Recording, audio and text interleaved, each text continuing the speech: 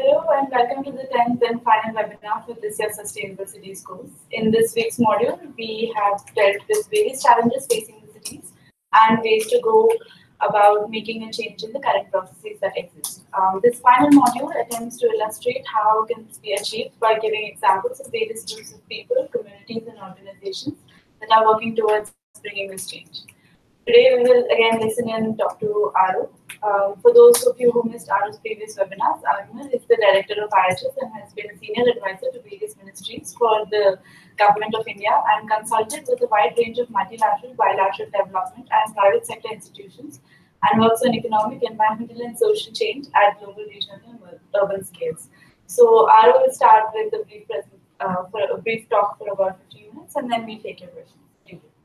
So, good morning, good afternoon, and good evening for you in different parts of the world. It's been, I guess, a long engagement with us over the last many weeks, not only on the modules, but on the webinars and, on the discussion forums. We're really glad to have you here and hope that many of you have actually learned a lot of new things, have tried to see how they can potentially be applied in their own context, and how we can move forward with these experiences in trying to really implement these changes. Sustainable cities is a nice idea, but to actually make it happen in many, many parts of the world is an ongoing and continuing challenge. So, just to go over very quickly, we've gone across a whole range of themes over the last, dozen odd weeks or so. The first thing, of course, is we looked at the urban opportunity.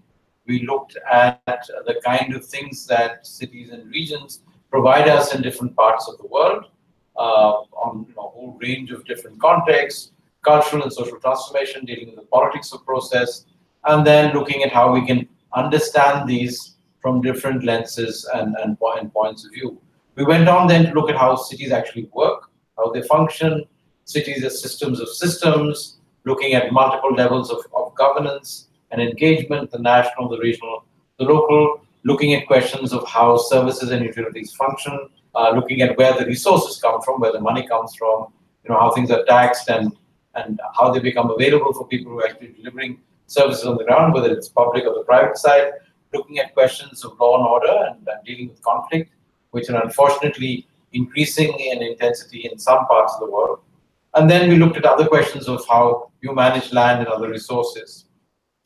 Then we dealt with interesting and challenging questions, especially in cities of the global south and also in some parts of the global north. And that is, how does one address questions of poverty? How do we measure it? How can we use urban areas as receptacles and sites for poverty reduction? How does one deal with housing, especially the question of affordable housing, especially in the context of the SDGs when we are trying to enable the production, delivery, and transformation of over, let's say, 1 to 1.5 billion housing for 1 to 1.5 billion people in different parts of the world.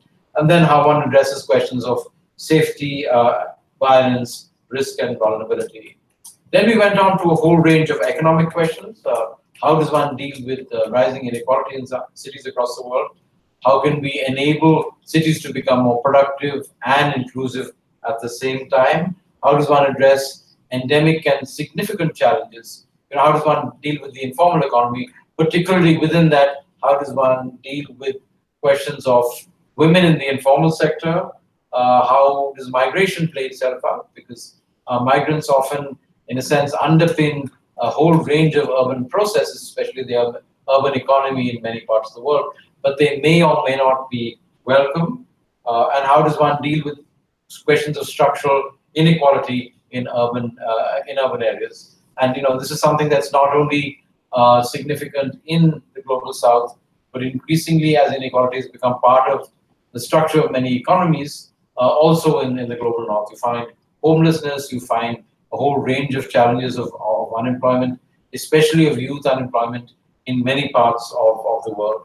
And then we started to look at questions of human development. How can one look at education and healthcare at universal delivery in urban contexts? How can one look at the question of skill building? How can one look at both school and higher education?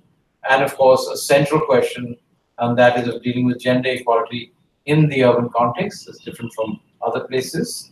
We then went on to look at the provision of universal services and what that means in terms of infrastructure. As we know, the SDGs sort of reach out to a whole range of universal service provision as a goal, whether it's water or clean energy, and of course, in the human development dimension, dealing with universal access to healthcare and education, and all of that coming together in a vibrant sort of economic environment in which you're trying to provide as much jobs to people as possible and to enable a growth in their sort of incomes so that we find a more sort of equitable world that emerges over the next 15 or 20 years. Then we looked at sort of emerging challenges, which are quite severe in some parts of the world because of air pollution, because of water pollution, because of the incipient growth of climate change. So how do we deal with, core environmental and ecological services, air, water, and food? The question of urban agriculture, especially as more and more people start living in urban areas. How does one look at food security and nutrition security in different contexts? And then the question of risk. As we've seen in many parts of the world, risk is accumulating in urban areas, and cities are increasingly prone to drought in some locations, cyclonic storms and hurricanes in others, landslides and earthquake impact in other locations. How does one think about these questions? And then, of course, one of the more dramatic challenges that we're facing over the century, and that is how does one deal with urban climate change, both on the mitigation side, how does one actually reduce greenhouse gas and other emissions, and then look at adaptation in locations where we expect overshoots to take place not only of 1.5 degrees, but maybe 2 degrees above the pre-industrial. And then how does one put all of these elements together and try and look at building urban resilience? Now, all of these different processes and systems are important, but they don't hold together unless we look at urban governance. So we looked at the SDG framework and other global processes. We looked at new institutions and forms of governance as they're coming together at multiple levels, at the local, at the regional, at the national, and of course, at the global level as we're trying to address these global challenges. Then we looked at questions of public participation and how one brings the citizen as an active sort of agent of change and participating in the overall process. And then, this is a lot of things to do. So how do we pull that all together? How do we actually raise the resources? How do you finance this? How do you monitor these processes when we're looking at actual delivery on the ground or at national level? And over the last week or so, we've been looking at questions of who's actually going to do this. What are the best examples we have in different parts of the world of institutions of various scales and sizes trying to come together, trying to help implement these processes at the city level, at the regional level, and of course at the national and the international level. Now, what you've seen in the last week or so, some of those conversations were recorded, let's say, a while ago, a year and a half, in some cases, maybe 2 years ago. So many things have happened globally, and of course in many countries, that have helped build and move on. So what are the kind of things that are actually happening at the current point of time? In this year, in fact, in the next week or so, we're going to be starting the stock take of how SDG 11, the SDG around sustainable cities and communities, is actually working across the world. So in a process that starts at the high-level political forum, a whole range of different actors, including many of the people that you heard over the last few weeks within this course, are going to come together and look at what's happening globally, what's happening regionally, and what's happening in particular sets of countries at the UN headquarters. Apart from that, there are a whole range of new innovative monitoring processes that are taking place, where countries are reporting on what's happened, what kind of progress that has been made. We're starting to face the real challenges now of unbundling these goals, looking at targets and indicators, trying to implement them in different locations. And as I guess a lot of you have sort of looked at in your conversations, this is easier said than done. I mean, the challenge for us is, while global goals are great and they're very interesting and they can take us forward and make a significant impact on large numbers of people's lives, the real operational challenge is to try and localize them, to build a framework and processes that connect the very local, what's happening in your house, on your street, in your neighborhood, and then taking that further to what's happening across the street and across the city and the metropolis, and building that up to the national level. In many places, let's say water is a critical challenge, and that would become as the most important concern that you have at the local level. But at national level, other questions of conflict, other questions of economic development, or jobs become important.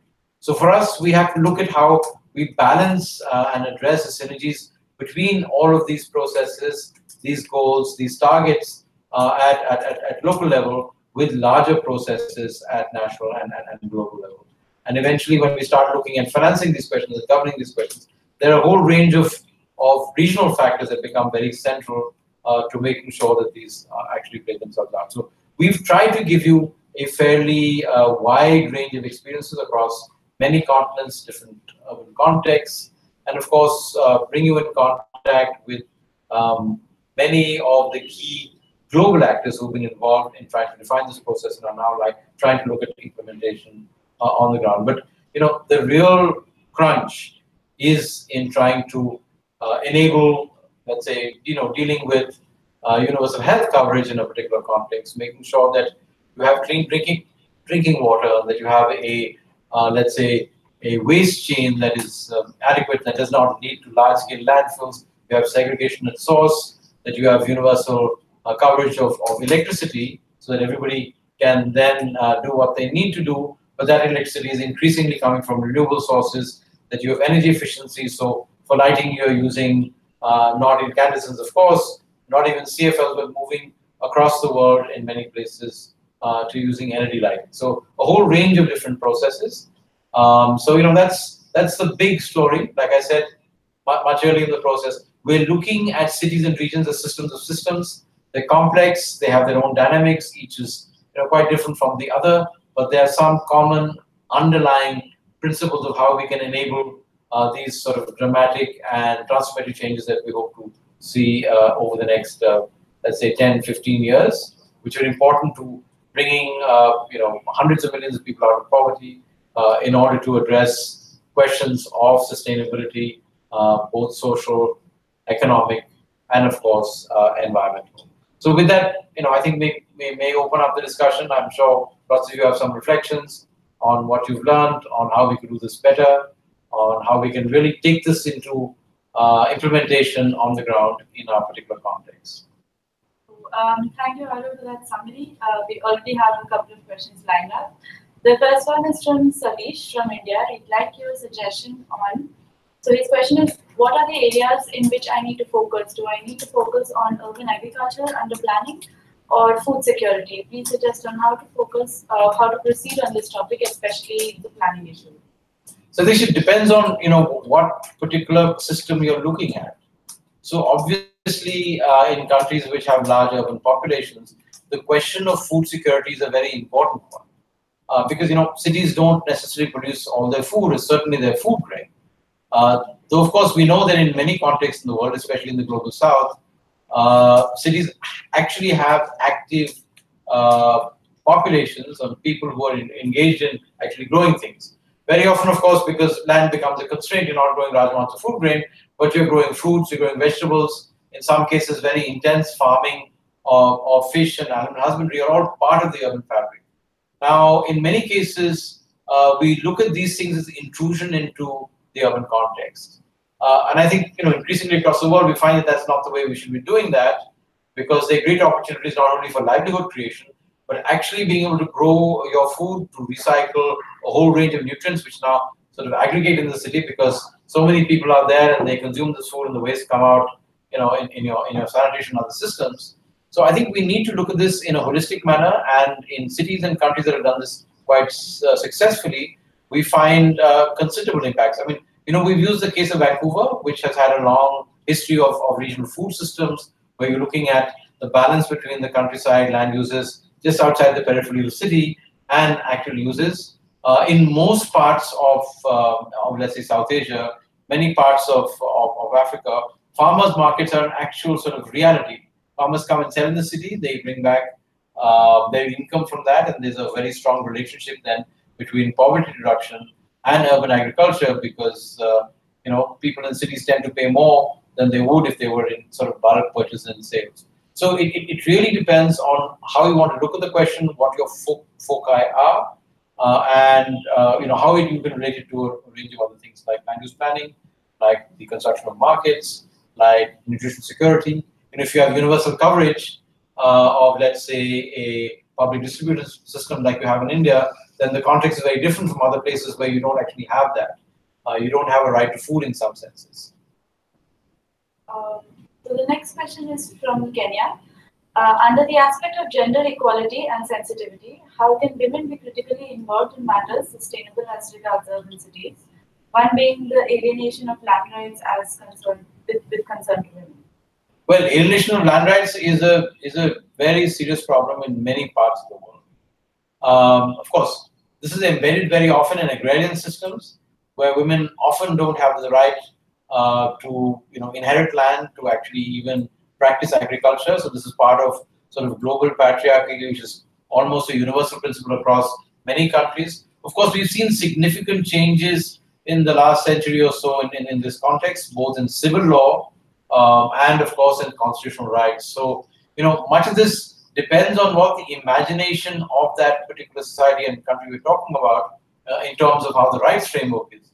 But in many cases, you can have a rights framework that provides entitlement, but still in practice, because social practice is what it is, women don't have the right to inherit, they don't have the right to own in some senses, and they don't have, in a sense, because of that, the ability to be able to control a lot of the economic activity in your life. Because if you're running a household enterprise, you're part of a supply chain that involves the production of textiles and fabrics, and you're doing it in your own home, and that home itself is not secure, then there are a whole range of challenges. I think in more progressive locations across the world, you find that this has now become an established fact that if women actually have the right to tenure, that in some cases they have single or they have joint ownership with other members of the family, not only are the households more secure, but it actually leads to a much stronger contribution to critical things that make a difference.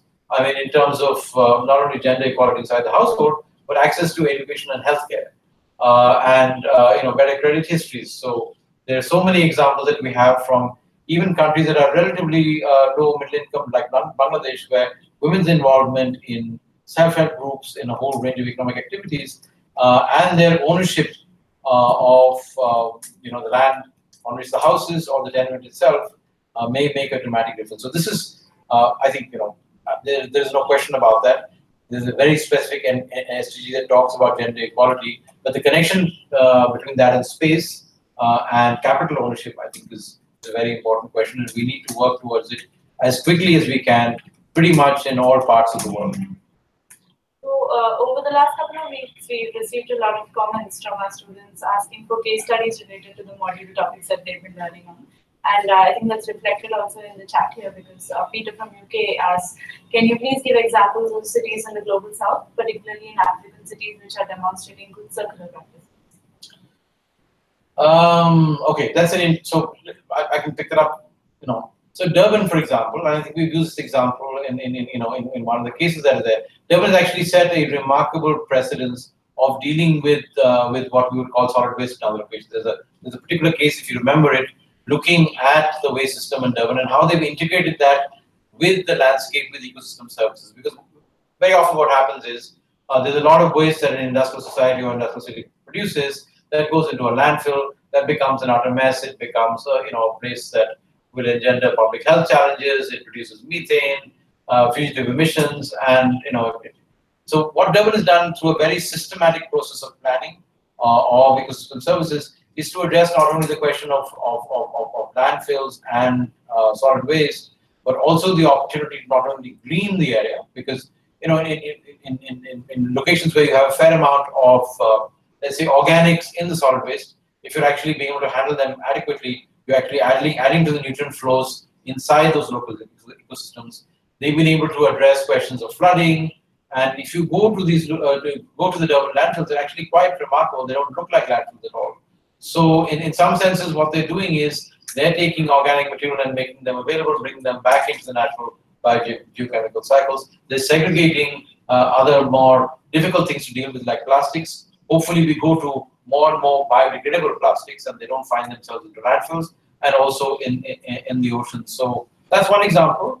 I think, of course, this is probably breached more in the practice than than we would like to have it, and moving certainly to the circular economy, both in terms of things like solid waste, but also in the case of the water. In many cities across the world, Singapore being the extreme example, because it has no choice in some senses. It recycles pretty much all its water. It's called new water, in fact. But many cities in East Asia, in China, recycling levels are at 30–40% at the gross for the entire city. But eventually, we have to make this a practice starting from the household level. So if you take water, you've got to move to recycling grey water as many times as you can. In many environments, you can do it 2 or 3 times. You can take the black water, recycle it, maybe 1 time, depending on how you actually deal with it, and then mix them together, treat them locally, and then bring them back into the environment in a benign condition. Of course, if you want to go as far as Singapore has gone, then you have to invest a fair amount of energy and technology to actually bring that into that scale very quickly. Otherwise, we have ecological processes that will deal with this at the city scale. There's a wonderful example of the wetlands in Kolkata, which is a very large megacity in eastern India, where for the last, I've seen it for the last 30 years or so, you have a large population of almost 100,000 people that are dependent on wetlands, which basically recycle the sewage from the city in fish farms and a whole range of other agricultural practices, which not only gives them livelihood, but brings fresh fish and fresh vegetables and fresh fruit to the city. It's a very complex environment, but it works, and you can see similar kinds of things in let's say North Africa. I've seen similar things in Latin America also. So we have to look for these examples. We have to celebrate them. We have to try and see how we can take learnings from them and try and apply them in our own context. The next question is from Paloma. She says there's a growing need to address the environmental challenges and how to combat urban disaster risks. Do you think it should be incorporated in the process of preparing a master plan for a megacity? Perhaps you could explain with an example. Yeah, so I mean, the thing is, whether it's a megacity or otherwise, basically, the whole thing about human settlements, whether they're villages or they're cities, they concentrate opportunity, and like we've said in many places in the last few weeks, they concentrate risk. So when you look at a location, one has to look at what the risk profile is. When people had a lot of choice of where they could live, they would typically choose locations which were relatively low risk. Though, of course, when you're sitting next to the sea or next to a river, which gives you the irrigation, in some senses, is a very interesting trade-off there. But today, in large urban contexts, what often happens is that poor people and the most vulnerable people are forced, because of the land market, a whole range of other locations, into really risky locations. So if you look at favelas all across Latin America, I mean, you look at locations in Rio, you look at locations in Sao Paulo, in many locations in Colombia, etc., and that's true, of many other parts of the world. We look at flood-prone areas in let's say in cities like Dhaka, even in a more well-endowed city like Cape Town. The poor are very often the people who are hit the most.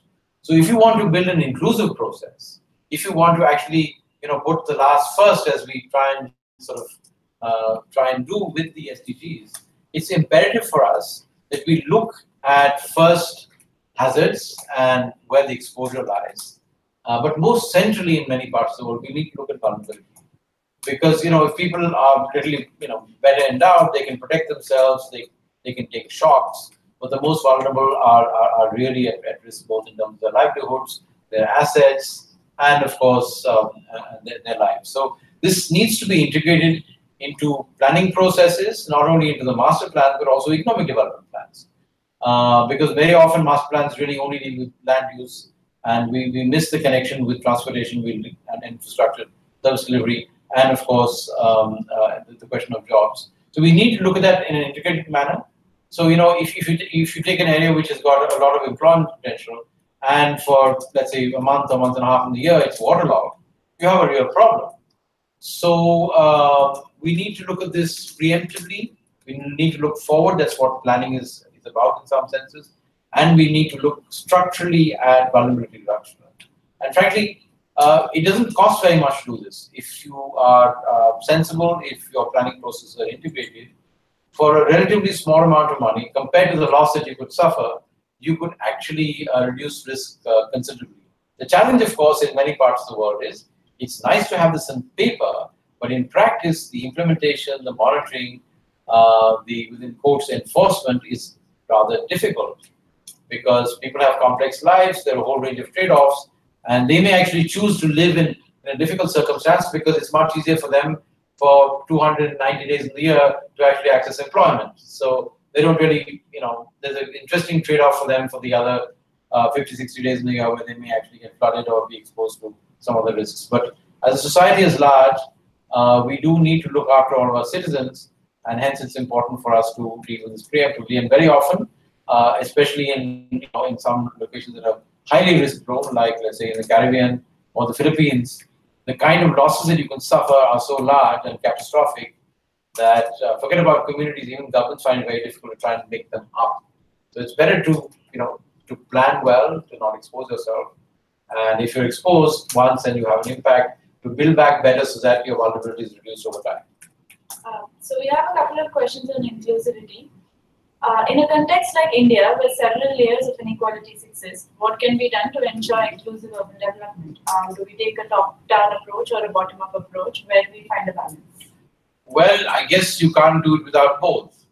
In a top-down approach, essentially you have to have the constitution and other protections to basically both in law and in public policy and practice, ensure that every citizen has an equal right to a whole range of processes, of services, and that's universal. So, I mean, it's a right.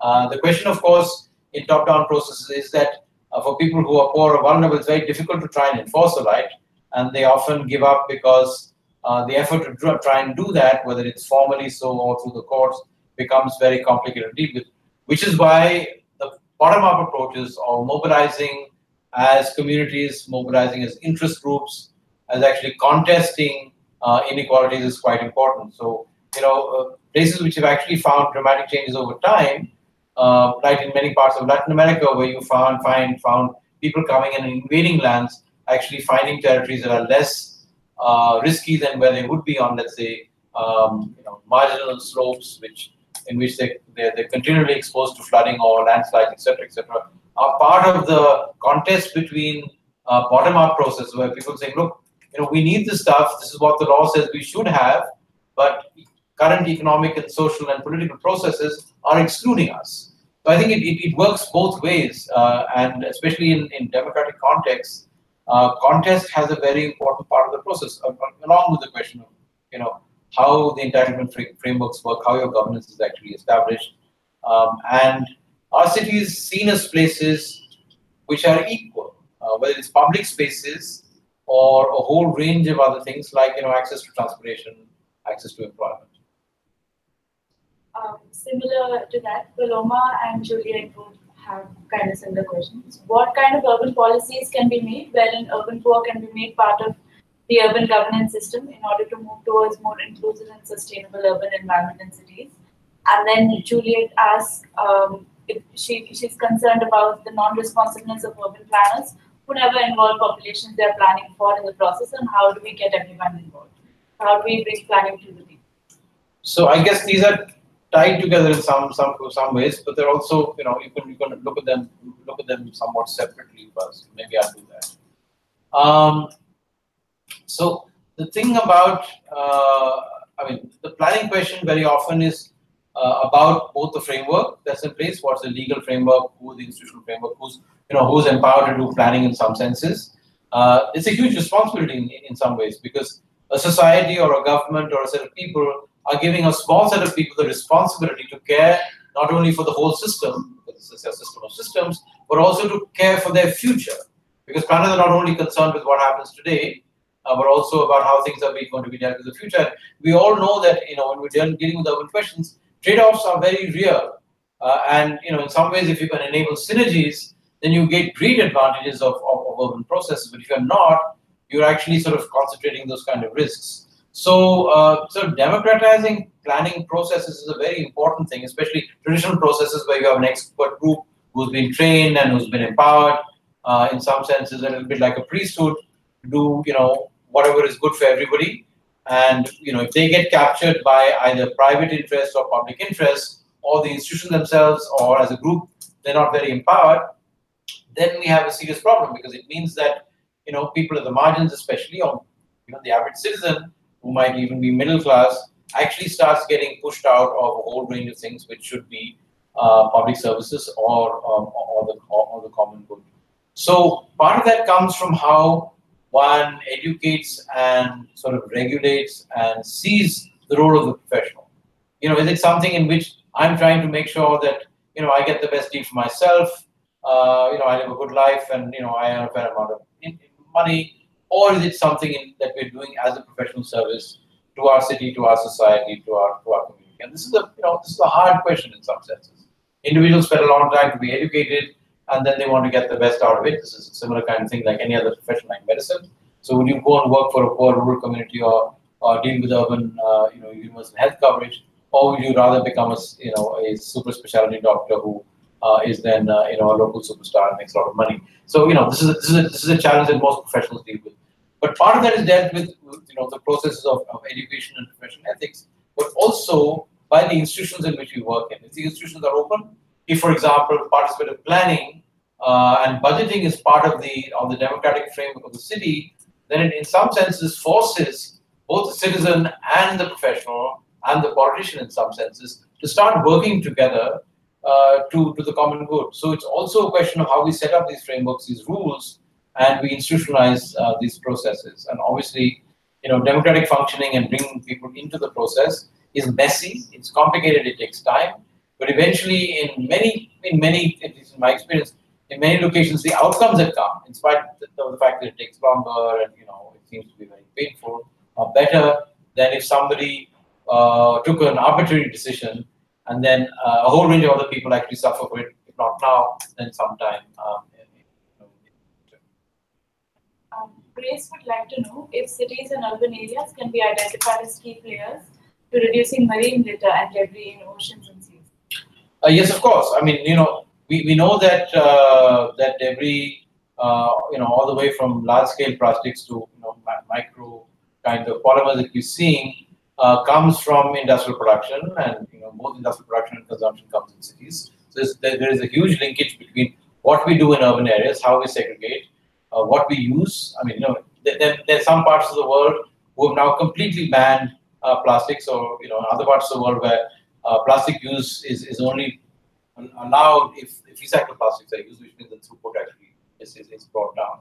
So the challenge that we have today is that plastics are sort of an inevitable part of life in many parts of the world. In fact, in many ways, we have much better water supply systems in many parts of the world because you actually have plastic pipes or plastic piping and sewage systems, rather than what you had maybe 30 or 40 years ago, where you used galvanized iron or steel or whatnot, which had lots of issues in terms of corrosion, in terms of fixing, flexibility, like that. So I don't think we can wish away plastics, but how we use plastics, how we segregate and recycle them is quite important. And I think, especially for marine biodiversity and marine life, this is becoming an increasing problem. I mean, there are so many dead zones in the oceans that we're really creating a huge problem for ourselves, because as we said somewhere earlier, this planet should have been called water rather than Earth. And there are a large number of people across the world, especially in coastal communities, who depend on these sources of protein and for livelihoods. So in some senses, plastics make your life easier, but they can make life miserable in some senses because of their bioconcentration, because you have a whole range of complex questions which are sort of disturbing ocean ecologies, along with climate change and other disturbances. So yes, I wouldn't agree with you more. We do need to focus on this, and we need to try and do something about this pretty much across the world. We had a similar question like that in the forum recently, where Gunjan asked, Lifestyle changes for a sustainable future, like not using plastic, going towards a zero waste lifestyle, degrading material, using degradable materials, is being promoted at the consumer end. This is especially difficult to reach all classes of people. Why are these bans and sanctions being imposed and implemented at the manufacturing and the production end? Wouldn't that be a more effective way to deal with this issue? Yeah, you're right. That's why, if you look at SDG, there's an SDG on sustainable production and consumption, SDG 12. If you look at the image for that, it's talking about the circular economy. So, of course, in the long run, or even I would say even in the medium run, the critical thing is to alter sources of production. But that sometimes takes time because people have invested resources, people have got used to a whole range of things, and once supply chains sort of integrate a particular material, and especially if they don't have actual data on what that material is, they're not able to recycle it effectively. It becomes a big issue when you have, let's say, 10, 20, 30, 50, some cases, 100 million consumers are actually using that. It's difficult to maintain and whatever. But yes, absolutely. We do need to sort of choose very carefully, especially human-made materials.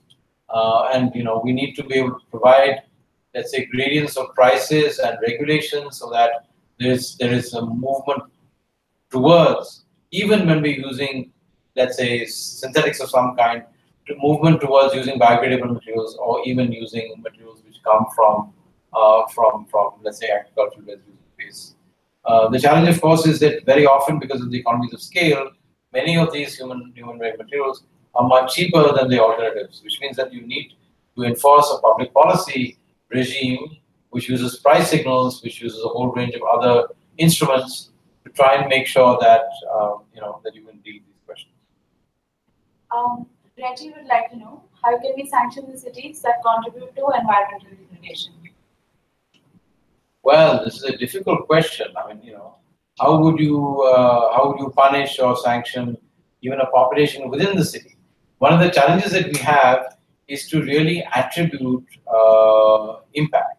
I mean, it's there in pretty much every environmental question. So, suppose you're a downstream city, and there are a set of upstream cities that are actually polluting the river that comes past you. How do you actually segregate that impact? You have to actually measure it. In common law countries, there would be cases of tort. You have to establish what the loss is like, and then you have to enforce those particular sanctions. So this is a pretty tricky thing to do. In some senses, most systems find it very difficult to try and enforce things where there's an ambiguous source, and there are a whole range of different actors who are involved in that process. I would imagine, like we discussed earlier, dealing with a whole range of environmental challenges at source rather than sink is a good way of doing it. So if you produce less, then the problem doesn't cascade. So that's the first thing. So you have to look at entire production processes and supply chains, and that's not a difficult thing to do. But industry and a whole range of other actors, including consumers, are complicit in not making that happen. So that's the first thing. The second thing is, even when you use the thing, if you're able to try and recycle it and segregate it, at least you're trying to move towards closed chains, and that makes a big difference. So I would say encourage positive cyclic behavior by celebrating it, by using price mechanisms, by bringing in new technology, by enabling behavior change. Doesn't cost very much, but it takes it takes education, and it takes in some cases maybe celebrities to try and sell the idea that it's really stupid to make a mess in your world. So why should you do that if you don't do it inside your house? Why should you do it outside your house in your environment? It's going to come back and sort of bite you at some point in time. So that might be a better way than doing it than locking down cities and fining them and stuff like that. People don't really like doing that. They rather see their contribution as being positive, and if that improves their quality of life, it improves their well-being. That might work more effectively. On that note, we have a question from Dhaka. The Pulin says that they prepared a master plan for around 250 cities within this country, but then the implementation of the master plan has been almost next to negligible. So how do we resolve this? Well, this is the classic problem of all professional practitioners. Now, you put together something, it becomes a piece of paper, it gets filed and shoved somewhere else. The thing is this, that we must recognize, like we said very early, if you remember Edgar's, one of his initial sessions, that the city is essentially a political space. And the master plan or whatever other plan it is an instrument to engage in that process.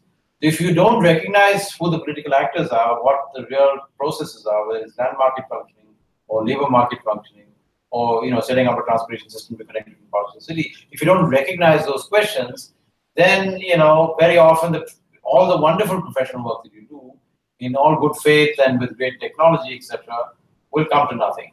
So I think we really have to recognize the agency of citizens, of communities, of other economic actors as being important in the city. So the more one brings into one's planning processes, consultation, representation of each of these stakeholders, the more people who are not heard about into the political mainstream, the better chances you have of these plans being implemented. Of course, the thing is that makes life quite miserable for planners, because they have to talk to a whole range of people, they have to resolve a whole range of other contests, and in many cases the expert judgment is sometimes upturned by people's own views and understanding. So in some senses, you take on a much more, let's say, political, much more advocacy, much more facilitative role, which is, if you like living in a nice office and producing drawings and some things, is not very, it's not very nice to do. So it's a challenge on both sides. So I mean, it's good that you have the plans. That's fantastic. But if you can't implement them in their pieces of paper, they'd be good for an archive, but not for the real world. I think we're talking about engaging with real world questions, enabling processes that work, rather than those that are academically interesting or as a consultant get you paid. So I share your grief, because this happens in many places. I've seen some things like this happen myself. But I think we have to change the way that we engage with real problems, work from the problem outward, from the communities outward. I mean, if most people would like their neighborhoods and their city to actually, be better than what it is. And if you're able to enable that, they would stand by you. But then, you have to be credible. They have to believe what you want to do is in their interests, and not in conflict with a whole range of other things which they're dealing with in their everyday life. And you've got to involve the media in that process. You've got to involve political actors, because they're the final that's happening. So you're going to have to develop a whole range of new skills which they never taught you at planning school. We've had a lot of questions about defining the role of individual professions. For example, there are a lot of questions on what would be the scope of an architect or an urban designer or a development practitioner in leading some of the changes towards this transition towards sustainable cities. And that's Karthikeya from the forum who had asked that. How would you define would be the role or the scope of an architect or an urban designer in leading some of the changes? So, like I said, it's a complex system, right? And it has many subsystems to it. So to deal with each of these systems, we need specialists who understand how the systems work, they understand how they can be changed, they look at how they can grow and be adapted, how to bring in new technologies, how to bring in new institutional forms to deal with those kind of questions, etc.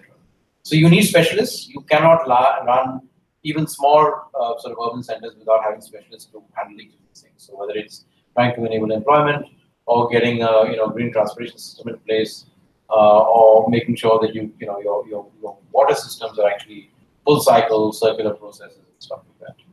So each of these professions are important.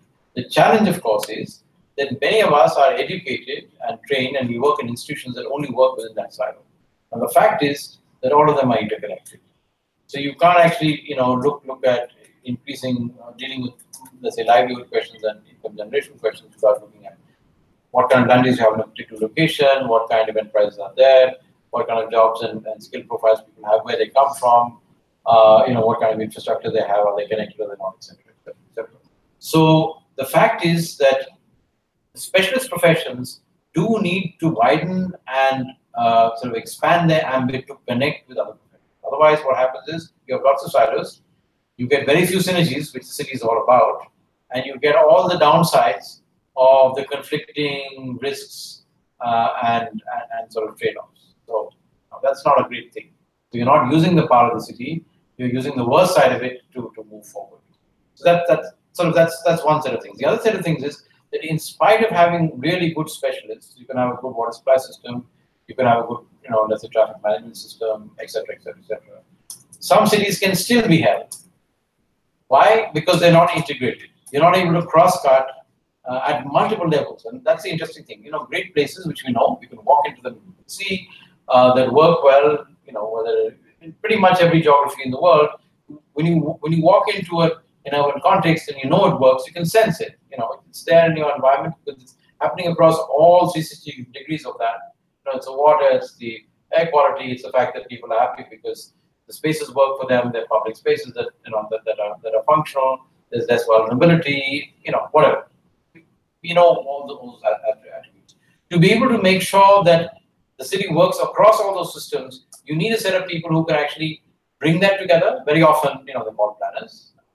Sometimes planning doesn't involve that; it just involves land use change. But the people who actually cross-cut and bring them together. We call them urban practitioners in our part of the world.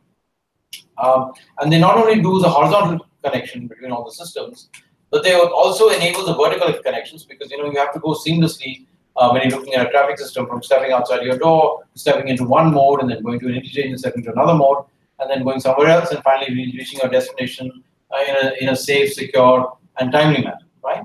So we have to look at movement across scale. And because they're looking at movement across scale and across all these systems, they have to work with a whole range of institutions. So you can't specialize and say, I'm only doing this, and I'm only looking at water utility institutions, but because you've got to deal with digitally, you've got to deal with, let's say, large industry. As consumers, you've got to deal with individual households who may want community water supply rather than having individual taps and a whole range of other things like that. So that's the other question, the ability to engage with a whole range of different stakeholders and be able to speak their language, build the trust, etc. That's the other facet that's really quite important, without which it doesn't sort of hold together. And finally, you have to deal with not only problems of today, because in many parts of the world cities are growing very quickly. You have to also understand what is going to happen preemptively, so that let's say in many parts of the global south, in the peripheries of the city, people who are poor or otherwise just go and squat there and they have no services. So if you really understand how that will work, you start looking at how preemptive service provision will actually work in the peripheral areas, which means, of course, you have to have rights of way, you have to deal with how regional development will take place, how drainage will happen. You have to plan and organize and orchestrate, in some senses, how that imagination of the city would work. But on the other hand, you may have constraints where you say, okay, we don't want sprawl to happen too much. We want to actually sort of to bound the urban fabric and try and increase density. And then you have a whole range of other instruments like transport-oriented development, redensification, etc., which you have to apply in that context, which means you really have to understand how each of these elements work together, bring them together, orchestrate them, and make sure you're dealing with both today and tomorrow pretty much at the same time. So that's challenging. That's why cities are so exciting. That's why we hope we're on this course in some senses, because we've got a little bit of the whiff of what it means to actually make these things happen. Our next question is from Kathmandu. Ambika asks, 23.4% population lives in Kathmandu Valley, and unplanned urbanization has engulfed the city. So what would be your suggestions for redesigning of cities like Kathmandu? Well, I've had the fortunate opportunity of seeing Kathmandu when it was much, much smaller, many, many years ago. And you're right, it's actually grown dramatically. It's sort of picked up and sort of, areas all the way out to the whole range of outlying towns, Patan, etc., have been sort of engulfed by the region. So the thing is, planning, of course, is a challenge. There's no doubt about that. But how can you actually redesign this? So the question then sort of comes to who actually has the right and the agency to actually change the future of a metropolitan region. After all, people are coming to the Kathmandu Valley. And it's a metropolis that's building in a valley system because it's a national capital. It has a huge amount of economic activity. The services sector is very strongly endowed there. A lot of tourism actually, when people are coming into Nepal, actually come in there and then connect out and move to other regions. So it's a hub in some senses. So you can't address the question of dealing with urbanization in this kind of a context where there's been rapid growth that's taking place. You had a major earthquake that we've seen quite recently, which has really done a huge amount of damage, dislocated life, and killed a lot of people and made things very difficult. You can't address these questions unless you look at it in a multi-level manner. So You know, is this what national development for your country means? That you actually concentrate so much of resources and opportunities in one particular place. That means, you know, if you do want to change that, then you actually have to enable other places to grow the same way, which means that regional development, the connection to other parts of the world becomes quite important. And of course, a lot of that has got to do about economics, about investment, about creating the right kind of infrastructure, social and otherwise, to make that happen. So that's the first thing. The second thing is within the urban context itself, one has to be you know, a lot more conscious in dealing with you know, land use with urban systems, and I guess, you know, you've seen what has happened after the Nevada earthquake. You know, some of the most vulnerable areas shouldn't have been built in. There were a whole range of questions that were there. If things were planned a little bit better, it would make a huge difference. The challenge, of course, is that you need to have a strong governance regime to make that happen. And given the challenges that you've had over the last, well, I would say a decade and a half, maybe longer, in the governance side, it's difficult to make these processes happen. I'm hoping that, you know, cities in regions that are going through a whole range of contests are actually able to evolve their own ways of doing this, and they're not necessarily at the mercy of a whole range of other forces. But on the other hand, because they concentrate so much of contest, it becomes difficult to actually make this happen. So you need all the instruments that we talked about earlier. You need, of course, planning. You need infrastructure, and you need you know, effective way of trying to invest in the right places. So the public infrastructure actually comes in at the right time. So you can actually control land use. You can actually manage densification adequately, because the valley itself may well be impacted by a much more serious earthquake in the next few decades, and that would be a great disaster in some senses. And we know the value and the impact of let's say, sensible planning. Even simple things like evacuation. If you actually run and plan a city effectively, you can deal with emergencies much more effectively, apart from the day-to-day movement of people back and forth. So we'll be taking a final couple of questions now. Parul would like to know, in a profit-based economy, how can inclusivity be applied as a profitable model? Because simply humanitarian and social grounds don't work well in such a framework. This is a deeply philosophical question. Yeah, I mean, we could be running a course in social theory or sort of whatever on economic development here. I mean, you know, it's difficult to answer this because, you know, enterprises, for example, and enterprises can go from small-owned enterprises in the informal sector to large multinational companies, are organized on the idea that if some people get together to do something, they're actually providing a service, and as a result of that, you know, some people will earn some money. And in effect, you know, if you had a world that had no money at all, and there are pretty much no places left anymore that have that, I mean, life would be maybe simpler in some cases, but would be much more complex. A lot of the things that we see today is because of the functioning of the modern economy.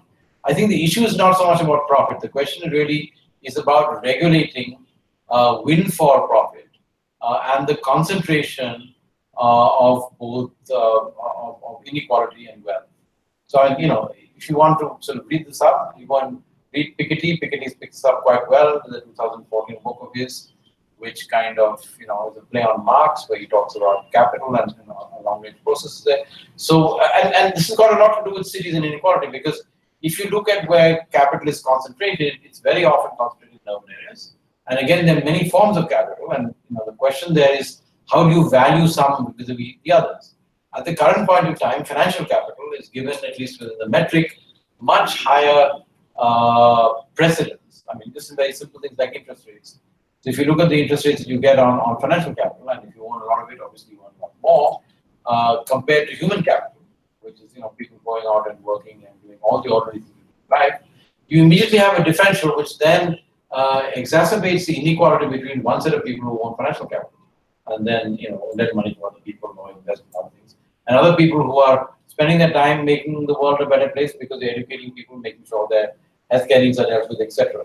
And of course, it's neither this nor that. It's both of those things. So finding the balance in that is quite difficult. And I guess this is what the debate on social development is about. This is what you know, what some of the let's say strongly human development oriented economies, societies, and all Europe will progress. But that doesn't work in every context. So yes, I mean, some people may be very unhappy to live in a world in which there is no exchange, no money, and no profit.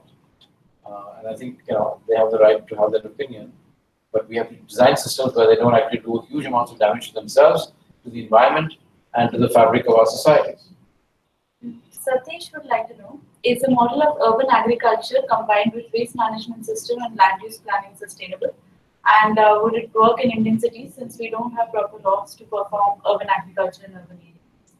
Well, I mean, I think if you look at, urbanization is not a new thing. So if you go back, let's say 100 or 150 years, most urban centers were situated in agrarian environments. So the neighborhoods were agrarian. So there was always a significant interchange of resource flows between cities and otherwise. Whether it's Indian cities or Chinese cities, which have actually really taken this up to a fine art. I mean, in Chinese cities, even to relatively recently, because things have changed now, I guess, in the last 20 years. If you take, let's say, urine and feces, they were taken out of the city. They were very important resources for farmers. They were taken out. They were used to fertilize the fields, and we had a very sophisticated system, especially in the rice-bearing areas of southern and southeastern China. Fish pond, pig, chicken system was a very sophisticated sort of ecological system which would essentially recycle all the waste and bring it back onto the table. And by and large, that worked for a long period of time. But at least two things happened. One is populations grew a lot, so you couldn't actually sustain these systems. The demands were not, they were not able to supply the kind of intensity of population growth that we're talking about. And the second thing is that industrial production, including in agriculture, I mean, we're talking about industrial production of chickens, or a whole range of other forms of meat, or even industrial agriculture that's practiced in many parts of the world. I mean, most of the let's say food grain exporting regions of the world, whether it's in Latin America or North America or even Europe, they have been highly industrialized.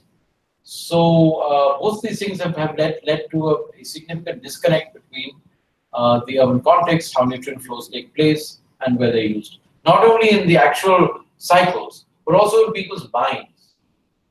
Children in some parts of the world think that let's say when you have juice, it comes from an orange juice tree, which is something that's sort of a chimera in some senses because it comes to them in packets. So there's a disconnect from what you eat and how you eat it within the entire system.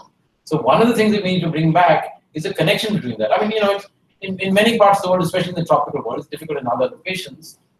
You could actually grow herbs in your house and on a terrace, and at least it provides some connection between fresh food and what you're doing. In actual fact, it helps your health and your well-being, rather than depending on things that have been stored for long periods of time that are coming in off-season and a whole range of other things.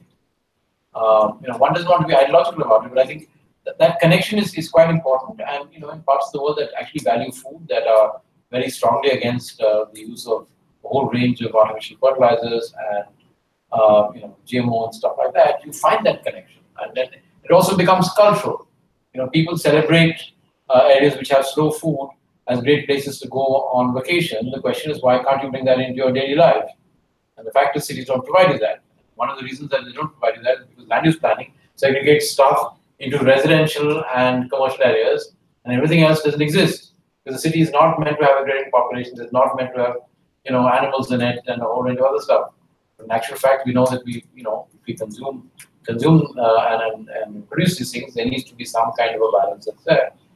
There are many examples across the world. There's a whole sort of literature in this space that looks at, I guess, a few hundred cities across the world where these things have actually been dealt with very differently. So it's not only a question of the technology and whatever it is, or the lifestyle. It's also, these things can be done irrespective of the political regime you have, what kind of governance framework you have in a particular government. So our final two questions for today's webinar. First of all, Grace would like to know what is the difference between a blue and green economy in planning. And related to that, we have another question where what are the critical sectors of ensuring the realization of a circular green economy at a decentralized level? For instance, the need to minimize fossil fuels use and maximizing on renewable energy. Okay, they're sort of tied together in some ways. So the thing is, I mean, these are terms which are sometimes confusing, and we don't want to get into polemics here. But the key thing is, let's look at basics. People need fresh air to live on. They'll die very quickly without that. So we really need to make sure that air shares are effective and clear. So we don't need to pollute the air either because of industrial production or because of vehicular pollution. Or carbon dioxide you can't see, but it's a significant pollutant in some senses. So air is becoming a huge issue across the world. There are millions of people, especially young people and older people, who are both ill and sometimes dying because of it. So obviously, air is a very critical medium for us to deal with. The second thing is water. We cannot survive without water. Fresh water is really a very scarce resource on this planet, and it's going to become even more scarce because of climate change, because of drought and flooding in many parts of the world. So we need to conserve it, and we know that water use in agriculture is significant. It may be 60–70% of the total water use in a region. That needs to be made more efficient. But also, on the other hand, we have to stop polluting water in urban areas and sort of dumping it into the environment, because it eventually comes back to bite us, because there are too many of us on the planet. So you need to look at the circular sort of management of water. You need to look at it as an ecological and an environmental service. You have to be much more conscious of its use, and all the practical things we've dealt with. You have to be efficient, you have to use less, and you have to recycle in areas where you need to do it. And of course, whether it's antibiotics or other things, you try and put as little inside it, because eventually it has to be taken out, or it'll bioconcentrate, and somehow or the other it'll reach some food chain and make land. So that's air, that's water. The thing that we don't talk about in some senses are soils. I mean, our food, irrespective of what you talk about in terms of high technology, are fundamentally grown out of soils. So soil health, there's a really wonderful old book that was written, I think, in the 50s about soils and civilization. Soil health, in some senses, are critical to the survival of large populations of people, especially large populations in cities. And wherever you've sort of degraded your soils dramatically, and you can see that in Iraq, in the so-called Tigris-Euphrates basin, what happened to urbanization almost 4,000 or 5,000 years ago, when you actually degraded the soils terribly, and that combined with some changes in microclimate actually made it impossible for the urban centers to exist. There are lots of conflict, and you can go to those environments today, and essentially what you see is remarkable cities and places which are deserts. You wonder how people live there. But the fact was that there were very, very different environments, at that point of time. We've kind of, human action has really transformed those landscapes, and they become uninhabitable in some ways. And cities are also responsible for doing, that scale of damage. And we're doing the same thing to our seas, etc. So you need to be able to conserve your soils. That's the third thing that's there. And then eventually, the biosphere is central to what we are. We're part of the biosphere, even though we love to, live in our little technological bubbles and do lots of nice things and talk to each other on the internet and whatnot. But the fact is that if you don't actually maintain both that biodiversity and protect flows of very simple things, of nutrients, of water, a whole range of other things to the biosphere, it will not serve you. And now we have this very interesting situation where, because of climate change, because of significantly elevated temperatures and changes in rainfall regimes, we're having to deal with extreme ecologies in which our agricultural systems have no clue about. They've evolved over the last 10,000 years in a very benign climatic environment. Take the temperature up 1.5 degrees or 2 degrees, and we have no cultural understanding of doing this. And you can have the best geneticists, etc., do this stuff, but eventually it is the culture of the farmer, the producer, and the consumer that determines how the system works. And it's a chain. So if one element of the chain breaks down, then you can be pretty sure that lots of people and the rest of it are going to hurt quite badly.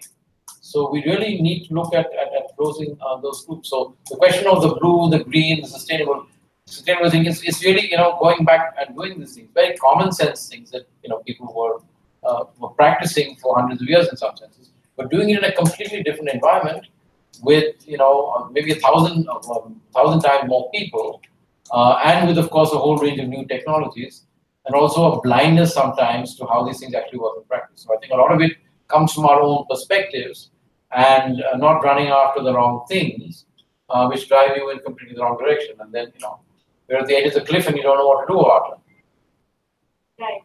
With this, we will wrap up this webinar. Thank you so much, Aru, for your time and taking all of these questions. We understand that there were a couple of questions that we couldn't take in this one hour. We encourage you to please write to us at cities@sgacademy.org, or please post on the discussion forum and start a dialogue with your peers. Thank you so much for tuning in and for your engaging questions. Last words, Aru. No, great. It's been wonderful having you here. Those of you who haven't actually finished up, it will be fantastic for you and for us and for everybody in the world if you finish, because there may be something really important which needs to be sorted out in your city. If you miss that, then you've got 2 weeks, I think, to catch up and close this. And we'll see you in real life, in wherever you are at the moment, trying to do wonderful things and making a change in the world. Thanks very much. It's been a pleasure, conversing with you and working with you on this course. Thanks a lot. Thank you.